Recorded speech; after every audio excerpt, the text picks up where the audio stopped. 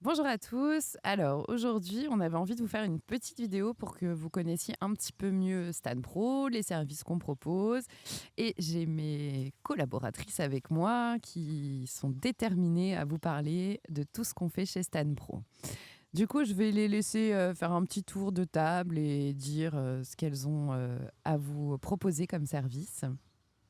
Je Qui commence, commence? moi. Allez. Allez, vas-y. Alors, en premier lieu, on fait déjà du télésecrétariat médical, donc la prise d'appel pour les médecins et professionnels de santé. Tout professionnel de Et santé tout professionnel de confondu. santé, exactement. Donc, pas que du médecin généraliste. Voilà. Donc, prise d'appel, on prend les rendez-vous. Donc, on essaye d'optimiser au mieux l'agenda des professionnels. Tout ce qui peut attendre, on essaye de le reporter au mieux et de garder des places pour les choses un petit peu plus urgentes. On va prendre des messages par moment.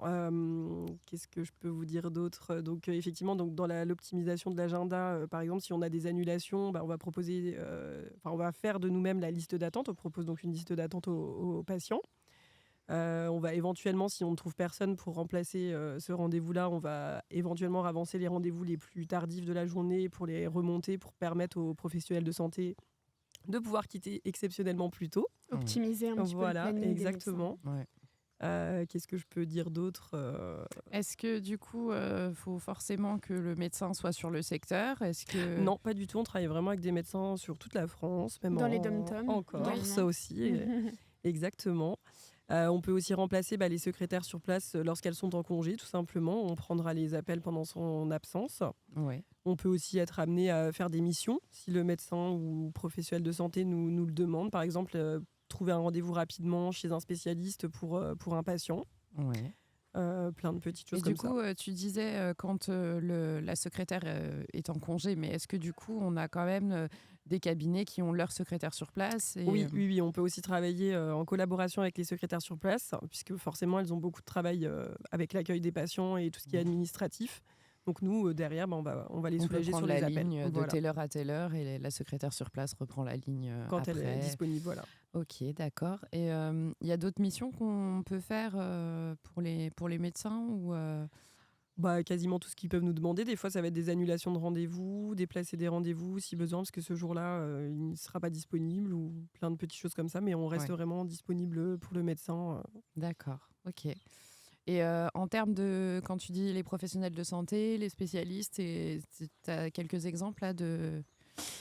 On travaille avec des podologues, des dermatologues, rhumatologues. Enfin, vraiment, on peut travailler avec tout. Ostéopathes, Et gynéco, ostéopathes, Sage-femme, exactement. kiné, Voilà, sexologue, chirurgiens, c'est tout à ça, fait. dentiste, Oui, neurologues, exactement. angiologues. C'est vrai qu'on a... rhumatologue. On a Oui, une belle c'est panel vrai. de spécialités et de Oui, professionnels de c'est ça. santé. D'ailleurs, Un beau panel. on dit docteur pour un psychologue. On dit Monsieur ou monsieur, madame. Monsieur. Et du coup, c'est qui le docteur? C'est le Psychiatre. joli. Bravo Alix. Et ok, Justine, merci. Si tu penses à autre chose, hein, bien sûr, tu J'interviendrai reviens. avec plaisir. Eva, tu as envie de nous parler de quoi? Alors, on a également développé l'assistante médicale à Ouais. distance, c'est-à-dire du secrétariat pur, tout ce qui va être dossier patient, gestion, correction, rédaction de comptes rendus médicaux. Ouais. On peut également gérer les mails des médecins, donc on Ouais. a accès à la boîte mail. On peut également avoir directement accès au logiciel du médecin et il peut nous donner des tâches, par exemple. Sur le j'ai- dossier patient. Oui, des c'est choses ça, comme sur le dossier Ouais. patient, c'est-à-dire que, pour donner un exemple, j'ai rappelé 500 patients d'un médecin pour vérifier que toutes les mammographies, etc., étaient à jour, les cancers colorectals, etc., du col de l'utérus, tout. Ouais, voir si les patients étaient à jour, Tout était à ou jour, leur c'est ça. proposer de C'est des venir en tâches, discuter avec le médecin. Ouais, c'est ça. Et dans ce cas-là, on pouvait placer un rendez-vous. Ouais. Et toi, puis, tu remplissais dans le dossier patient C'est ça. du la médecin. date du rendez-vous, s'il y en a une qui a été faite en externe chez le gynécologue, avec la date et ce qu'il en a décousu. Ouais, ok. Et est-ce qu'on fait Voilà. aussi un peu de tout ce qui touche au recouvrement bancaire et tout, s'il y a besoin? Ça, on peut faire également, oui, tout à fait. Ouais, C'est j'ai quelque chose qu'on propose. Après, on est assez flexible.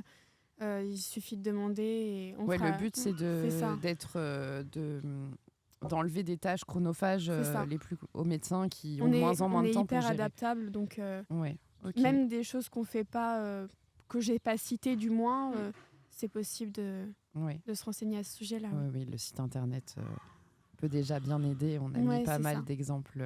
On Et a je mis à jour crois le site que internet. Barbara, qui s'occupe beaucoup de l'assistante médicale à Mhm. distance, va venir faire une petite vidéo aussi pour C'est prévu. expliquer plus en détail tout ce qu'elle peut Tout ce qu'elle faire, peut tout ce qu'elle proposer. fait déjà Mm. et tout ce qu'elle peut faire par la suite. Alix, à ton tour. Oui, donc je vais parler des CPTS, cette grosse partie que l'on fait. Donc nous, on est vraiment dans la partie, dans le cadre du SAS, hein, les soins non programmés.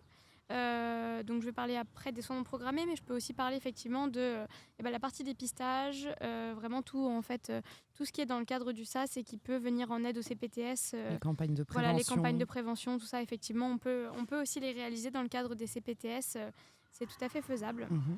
Et donc, par rapport aux soins non programmés, on fait donc vraiment tout ce qui est après régulation, généralement par le 15, la gestion des appels, donc trouver un médecin pour le patient dans la journée ou au maximum dans les 48 heures Oui. pour pallier, donc c'est pas vraiment une urgence, mais du coup pour vraiment lui trouver un rendez-vous qui le satisfera et qui évitera qu'il aille aux urgences. Alors, oui, en fait, ça se passe qu'on a une liste de médecins à qui on propose aussi, parce que c'est ça, on fait aussi un peu le montage de la CPTS avec les médecins ou les professionnels de santé qui veulent rentrer dans la C'est CPTS. ça. Ça aussi, on s'en occupe.